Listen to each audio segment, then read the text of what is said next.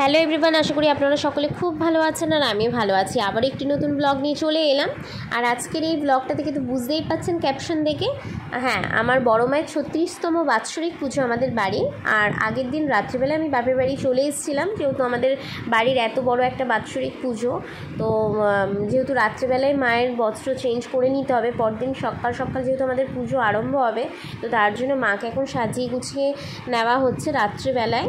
আর এখানে দেখতেই পাচ্ছেন আমার সোনা মাকে কতটা সুন্দর লাগছে, বড় মাকে। আপনারাও দর্শন করে নিন, আপনাদেরও প্রত্যেকটা মনস্কামনা আমার বড় মা পূরণ করবে। একবার চোখ বন্ধ করে আমার বড় মাকে স্মরণ করুন, প্রত্যেকটা আপদ বিপদ থেকে আমার বড় মা রক্ষা করবে। আর এই সুন্দর একটি শাড়ি, আমার অনেক দিনের ইচ্ছে ছিল মাকে এরকম নীল রঙের একটা নীল পরিতে সাজিয়ে দেওয়ার, সাবেকি সাজে। তো সেইটাই এই বছর করে আমার সত্যি ভীষণ ভালো লাগছে। দিদি আমি মিলে গুছিয়ে নিয়েছিলাম মাকে। রাত্রিবেলায় পয় পরিষ্কার করে মন্দিরে কাজবাজ করে আমরা শুয়ে পড়েছিলাম, যেহেতু সকাল সকাল আমাদের উঠতে হবে। আর তারপরেই আমরা সকাল সকাল উঠে আমার বাবান সোনাকেও রেডি করে নিয়েছিলাম পুজোর জন্য। আর এখানে যেহেতু বাৎসরিক পুজো, তাই ঘটের জলটাও চেঞ্জ করে নেওয়া হচ্ছে। বছরে একবারই এই ঘটে হাত দেওয়া হয়। আর এখানে ভোগের রান্না সাইডে হচ্ছে, আমার জেঠিমা ওরা রান্না করে নিচ্ছিল ভোগের।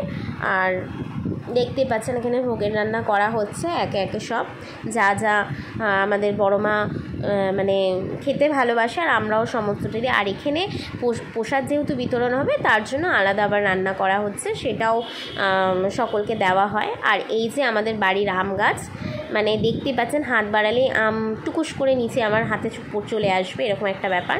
আর আমার তো বেশ ভালো লাগছিলো, বাবাকে তাই বলছিলাম, যেহেতু নীল ষষ্ঠী হয়নি তার জন্য এখন অবধি আম আমরা মুখে দিতে পারিনি। আর এখানে একে একে সব মালা পরিয়ে নেওয়া হচ্ছিল, অনেক মালা পড়েছিল। আর এখানে মায়ের নৈবেদ্য থেকে শুরু করে ভোগ সব সাজিয়ে দেওয়া হয়েছে, যেহেতু পুরোহিতমশাই মানে চলে এসছে খুবই তাড়াতাড়ি, তো তার জন্যে পুরোহিতমশাইকেও একটু সময় দিয়ে নেওয়া হলো। আর আর এই মানে বড় মাকে আমার স্বপ্নে পাওয়া, আমার বড় জেঠুকে স্বপ্ন দিয়েছিল